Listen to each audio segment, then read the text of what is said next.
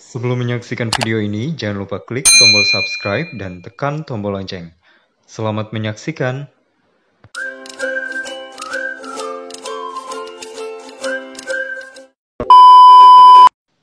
Halo, Assalamualaikum warahmatullahi wabarakatuh. Welcome back to my channel. Di video kali ini, kita bakal mencoba untuk mengerjakan dan juga membahas latihan soal tes karakteristik pribadi. Ya, ini sebagai salah satu upaya untuk teman-teman mempersiapkan diri mengikuti tes CPNS di tahun 2021. Kali ini kita hanya akan membahas 5 soal terlebih dahulu ya, agar durasi videonya juga tidak terlalu panjang. Sebelumnya yang perlu teman-teman ketahui bahwasanya sebelum pelaksanaan tes CPNS, biasanya dari Kementerian Pendayagunaan Aparatur Negara dan Reformasi Birokrasi atau Kemenpan RB mengeluarkan peraturan menteri atau Permenpan RB yang salah satu isinya adalah kisi-kisi terkait soal pada seleksi kompetensi dasar. Dan berdasarkan Permenpan RB nomor 23 tahun 2019, ada 5 topik atau 5 poin penilaian yang dinilai pada tes karakteristik pribadi ini. Yang pertama yakni pelayanan publik, dengan tujuan mampu menampilkan perilaku keramah tamahan dalam bekerja yang efektif, agar bisa memenuhi kebutuhan dan kepuasan orang lain sesuai dengan tugas dan wewenang yang dimiliki. Yang kedua yakni jejaring kerja, dengan tujuan mampu membangun dan membina hubungan, bekerja sama, berbagi informasi, dan berkolaborasi dengan orang lain secara efektif. Yang ketiga, sosial budaya, dengan tujuan mampu beradaptasi dan bekerja secara efektif dalam masyarakat majemuk, yang terdiri atas beragam agama, suku, budaya, dan sebagainya. Yang keempat, teknologi informasi dan komunikasi, dengan tujuan mampu memanfaatkan teknologi informasi secara efektif untuk meningkatkan kinerja. Dan yang kelima atau yang terakhir adalah profesionalisme, dengan tujuan mampu melaksanakan tugas dan fungsi sesuai dengan tuntutan jabatan. Dan yang perlu teman-teman ketahui juga, untuk sumber soal yang saya tampilkan pada video ini, saya mengambilnya dari laman infoasn.id. Di sana sudah ada beberapa contoh soal-soal untuk seleksi kompetensi dasar dan juga pembahasannya. Namun di sini saya memberikan kunci utama bagi teman-teman untuk mengerjakan tes karakteristik pribadi ini. Karena di setiap soal itu ada fokus utama yang teman-teman bisa gunakan atau petunjuk yang teman-teman bisa ambil untuk memudahkan teman-teman mengerjakan soal-soal pada tes karakteristik pribadi ini. Sehingga nantinya teman-teman tidak akan mudah untuk terkecoh pada saat akan menjawab soal pada tes karakteristik pribadi ini. Dan yang perlu teman-teman ketahui juga, mungkin bagi teman-teman yang belum pernah mengikuti tes CPNS sebelumnya, bahwasanya untuk tes karakteristik pribadi ini tidak memiliki jawaban yang benar atau salah ya teman-teman, melainkan skala penilaian dari jawaban yang paling tepat hingga kurang tepat. Sehingga apapun jawaban teman-teman, nanti pastinya teman-teman akan mendapatkan poin. Hanya saja di sini bagaimana kita berusaha agar poin yang kita dapatkan itu adalah poin yang maksimal. Oke, langsung saja kita ke soal nomor 1. Pagi ini, seperti biasanya, Anda selalu sibuk dengan rutinitas di pekerjaan sebagai seorang customer service pada sebuah rumah sakit pemerintah. Ketika Anda sedang asik bekerja, datanglah seorang ibu-ibu tua yang ingin menanyakan prosedur penggunaan BPJS Kesehatan untuk proses rawat inap anaknya yang sedang sakit dan membutuhkan perawatan secepatnya agar sakitnya tidak bertambah parah. Setelah Anda menjelaskan panjang lebar dengan bahasa yang mudah dimengerti beberapa kali kepada sang ibu, namun ternyata ibu tersebut tampak sangat kebingungan dan mengatakan bahwa dia tidak mengerti sama sekali dengan prosedur yang Anda jelaskan. Bagaimana sikap Anda? A. Menjelaskan secara pelan-pelan dengan bahasa yang mudah dipahami oleh ibunya agar dia tahu maksud dari apa yang Anda jelaskan. B. Menjelaskan dengan sabar sembari mengajak sang ibu untuk tenang terlebih dahulu agar lebih fokus ketika Anda menjelaskan. Jika masih kebingungan, Anda akan membantu ibu tersebut untuk proses pengurusannya. C. Menjelaskan secara perlahan tahapan demi tahapan yang harus dilakukan ibu tersebut dengan bahasa yang santun agar sang ibu paham maksud dari apa yang Anda jelaskan. D. Meminta sang ibu untuk memanggil salah satu anggota keluarganya agar Anda bisa menjelaskan hal tersebut kepadanya. Dan yang E, meminta teman Anda yang lebih berpengalaman dalam melayani keluarga pasien yang kebingungan dalam memahami prosedur yang ada. Nah, dari kelima opsi ini, menurut kalian yang manakah jawaban yang paling tepat? Saya berikan waktu 10 detik untuk menjawabnya ya.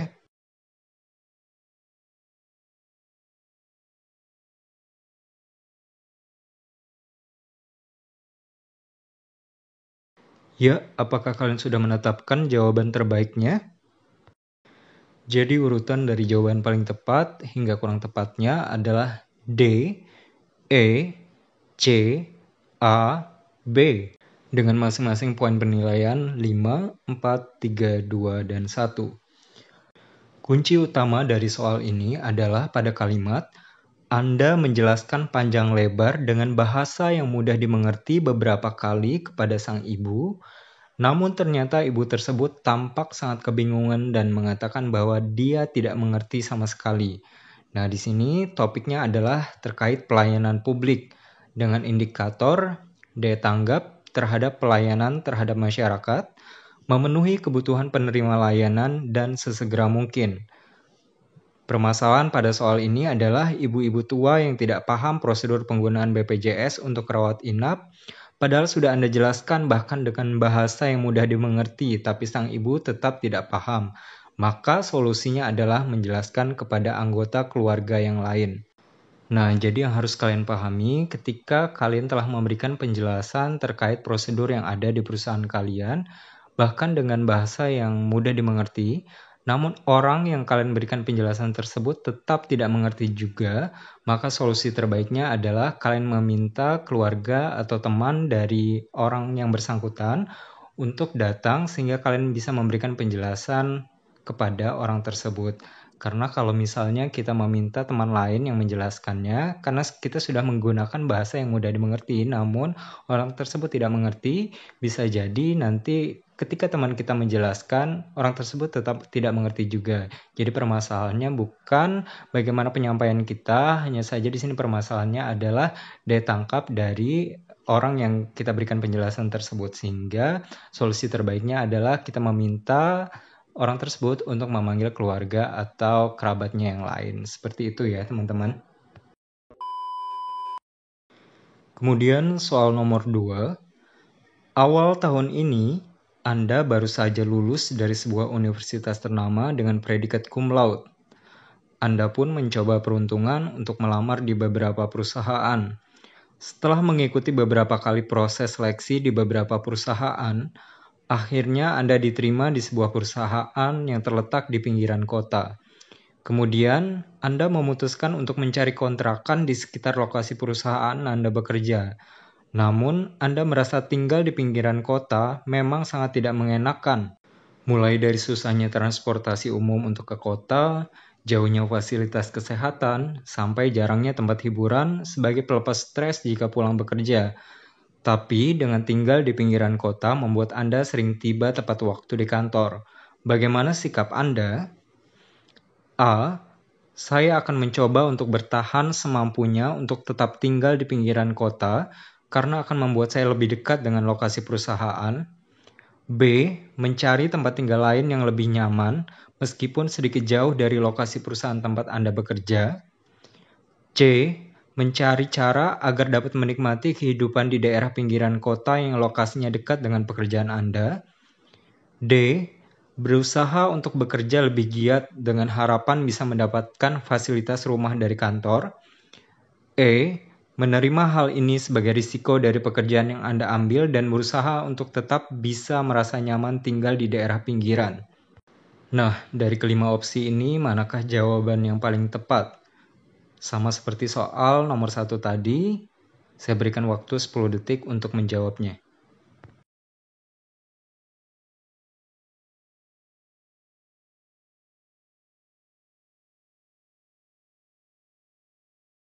Bagaimana? Apakah sudah memutuskan jawabannya? Ya, jadi urutan jawabannya adalah C, E, A, D, B. Nah, di sini yang harus teman-teman perhatikan, kunci utamanya berada pada kalimat atau kata-kata, Anda merasa tinggal di pinggiran kota memang sangat tidak mengenakan. Di sini topiknya adalah terkait sosial budaya, yakni kemampuan beradaptasi. Indikatornya mampu beradaptasi dengan lingkungan baru, serta bersifat menerima perubahan sebagai sebuah tantangan. Permasalahan pada soal, Anda merasa bahwa tinggal di daerah pinggiran tidak mengenakan karena serba banyak kekurangan. Namun hal ini memudahkan untuk akses ke tempat kerja. Maka solusi yang tepat adalah opsi C, yakni mencari cara agar dapat menikmati kehidupan di daerah pinggiran kota yang lokasinya dekat dengan pekerjaan Anda, menunjukkan bahwa Anda seorang yang mampu beradaptasi dengan suasana baru. Nah, jadi di sini sudah jelas ya teman-teman, bahwasannya permasalahannya adalah Anda tidak merasa nyaman atau tidak enak untuk tinggal di pinggiran kota. Maka solusinya adalah bagaimana Anda bisa beradaptasi dengan lingkungan tersebut dan menerima perubahan sebagai suatu tantangan. Kita lanjut ke soal nomor 3. Semenjak musim kemarau melanda negeri ini, terutama di daerah tempat tinggal Anda, membuat masyarakat di sekitar harus berhemat dalam penggunaan air untuk kebutuhan rumah tangga dan keperluan sehari-hari lainnya. Satu-satunya sumber air yaitu berasal dari air PDAM yang mengalir di setiap rumah warga. Namun, akhir-akhir ini aliran air tersebut sering mati, terutama pada saat pagi hari di mana semua orang membutuhkannya untuk berbagai aktivitas, mulai dari memasak sampai dengan untuk kebutuhan mandi sebelum menjalankan aktivitas. Hal apa yang akan Anda lakukan? A. Mengajukan protes kepada pihak penyedia jasa air, yaitu PDAM, agar pada saat pagi hari aliran air tidak mati karena ini merupakan hak warga. B. Santai saja, saya bisa meminta air untuk kebutuhan memasak dan mandi kepada tetangga. C. Menggunakan air seadanya untuk memasak dan kebutuhan mandi sebelum berangkat ke kantor agar tidak terlambat. D. Meminta suami atau istri untuk membeli air galon setiap harinya untuk kebutuhan memasak dan mandi anggota keluarga. Ataukah yang E. Menampung air di malam hari sebagai cadangan untuk kebutuhan di pagi hari. Silakan waktu 10 detik untuk memutuskan jawaban yang paling tepat.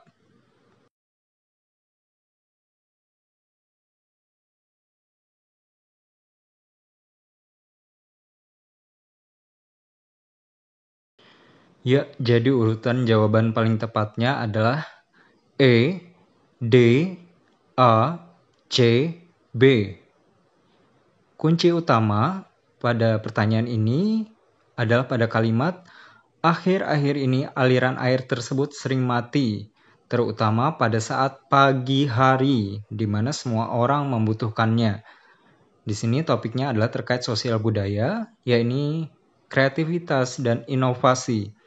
Indikatornya adalah mampu berpikir kreatif dan imajinatif untuk menyelesaikan dan mencari solusi terhadap masalah. Masalah dalam soal adalah musim kemarau yang membuat warga harus berhemat air. Ditambah lagi, air sering mati jika di waktu pagi. Maka solusi yang paling tepat adalah opsi E, yakni menampung air semalaman sebagai cadangan menunjukkan jika kita adalah orang yang kreatif dapat mencari solusi atas sebuah permasalahan yang terjadi. Nah, jadi di sini sudah jelas ya teman-teman, karena permasalahannya adalah airnya yang sering mati pada pagi hari, sehingga kita bisa memanfaatkan waktu di malam hari untuk menampung air sebanyak-banyaknya sebagai cadangan untuk menggunakannya pada pagi hari. Jadi teman-teman jangan terkecoh dengan kalimat-kalimat lain yang ada pada soal. Teman-teman silakan fokus mencari kunci utama pada soal tersebut. Ketika teman-teman telah menemukannya, teman-teman pasti akan mengetahui tujuan dari soal tersebut, apa yang mereka cari, sehingga teman-teman bisa langsung memilih jawaban yang paling tepat. Oke, kita lanjut ke soal nomor 4 ya teman-teman.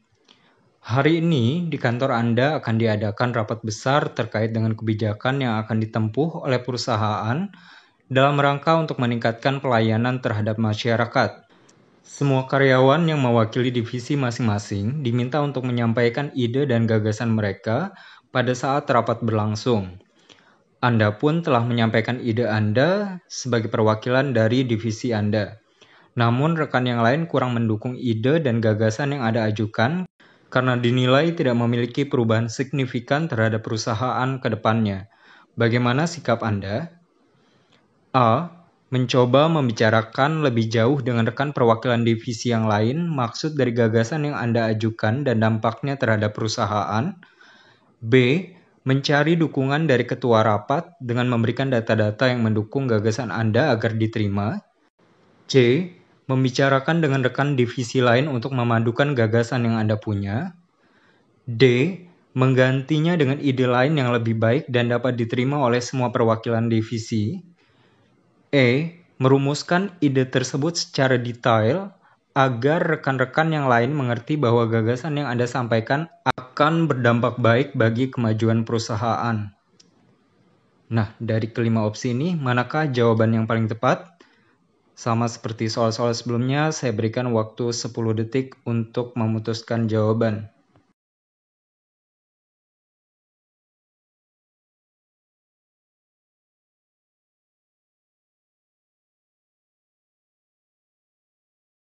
Ya, jadi jawaban dari urutan yang paling tepatnya adalah C, D, E, A, B. Kunci utama pada soal ini terletak pada kalimat, Anda pun telah menyampaikan ide Anda sebagai perwakilan dari divisi Anda, namun rekan yang lain kurang mendukung ide dan gagasan yang Anda ajukan. Topiknya di sini adalah terkait jejaring kerja, kemudian indikatornya keterbukaan, saling bekerja sama dan selalu melibatkan orang lain. Permasalahannya pada soal ini, gagasan Anda dinilai kurang memberikan perubahan signifikan. Solusi pertama yang bisa Anda lakukan adalah memadukan gagasan Anda dengan rekan yang lain, seperti yang terdapat pada opsi C, yang mana menunjukkan Anda menerima pendapat orang lain dan berusaha tetap pada prinsip dengan kolaborasi dengan rekan yang lain.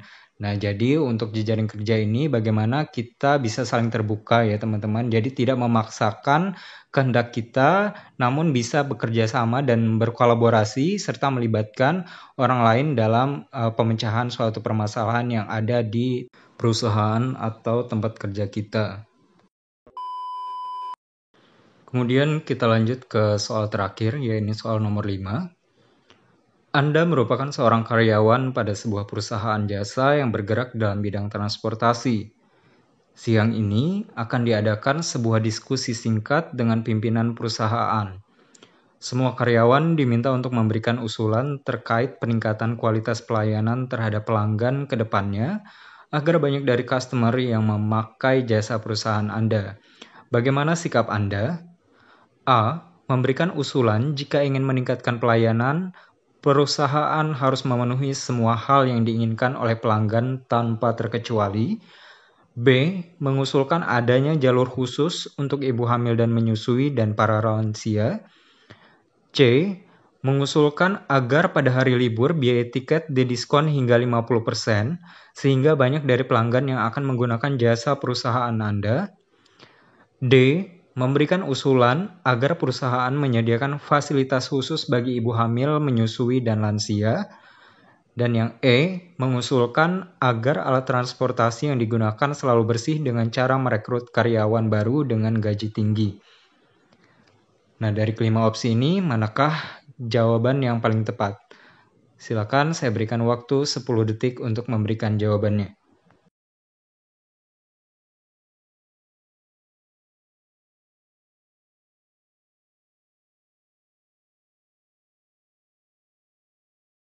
Ya, jadi urutan jawabannya adalah D, E, C, B, A. Kunci utamanya ada terletak pada kalimat memberikan usulan terkait peningkatan kualitas pelayanan terhadap pelanggan ke depannya. Topiknya di sini adalah terkait pelayanan publik. Indikatornya yakni memberikan pelayanan terhadap pelanggan secara cepat dan mengerti kebutuhan pelanggan, tapi disesuaikan dengan SOP perusahaan. Permasalahannya di sini adalah ingin meningkatkan pelayanan, maka opsi D adalah opsi yang paling mungkin dengan memberikan fasilitas khusus kepada golongan ibu hamil, menyusui, dan lansia agar merasa nyaman pada saat perjalanan. Teman-teman jangan terjebak pada opsi A yang mengatakan bahwa memenuhi segala keinginan customer tanpa terkecuali itu bukan jawaban yang diinginkan ya, karena perusahaan sudah mempunyai SOP untuk standar pelayanannya. Dan pada soal tidak dikatakan bahwa pelayanannya ini buruk gitu ya, melainkan di sini pelayanannya sudah baik, hanya saja ingin meningkatkan kualitas pelayanannya, sehingga opsi yang paling memungkinkan itu adalah memberikan fasilitas khusus kepada golongan ibu hamil, menyusui, dan lansia. Kalau hanya sekedar memberikan jalur khusus bagi para ibu hamil, menyusui, dan lansia itu juga masih kurang tepat ya teman-teman. Jadi di sini menggunakan kata-kata fasilitas khusus, sehingga bukan hanya jalur khusus, tetapi juga ada beberapa fasilitas lainnya bagi golongan ibu hamil, menyusui, dan juga lansia ini. Nah, jadi itu tadi 5 soal untuk video kali ini ya teman-teman. Bagaimana nih? Apakah teman-teman berhasil mendapatkan 25 poin untuk kelima soal tersebut? Silahkan teman-teman tuliskan di kolom komentar ya. Dan jika teman-teman senang dengan latihan-latihan soal seperti ini, dan teman-teman menginginkannya lebih banyak lagi, silakan teman-teman juga tuliskan di kolom komentar ya, agar saya nanti bisa membuat video-video lainnya terkait latihan-latihan soal untuk seleksi kompetensi dasar ini. Terima kasih karena teman-teman sudah menyaksikan. Jangan lupa untuk like, komen, dan share video ini jika bermanfaat. Dan jangan lupa juga bagi teman-teman yang belum subscribe untuk segera tekan tombol subscribe-nya. Saya akhiri. Wassalamualaikum warahmatullahi wabarakatuh. Dadah.